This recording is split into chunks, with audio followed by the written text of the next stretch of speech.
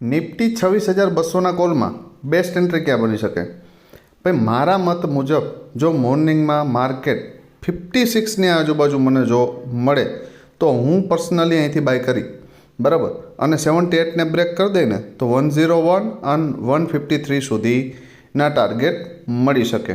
પણ આ પ્રીમિયમ 120-130ની આજુબાજુ ગેપઅપ ઓપન થાય ને ફરી ડીપ આવે ક્યાં સુધી? તો કે 78 અથવા તો 56ની આજુબાજુ બરાબર.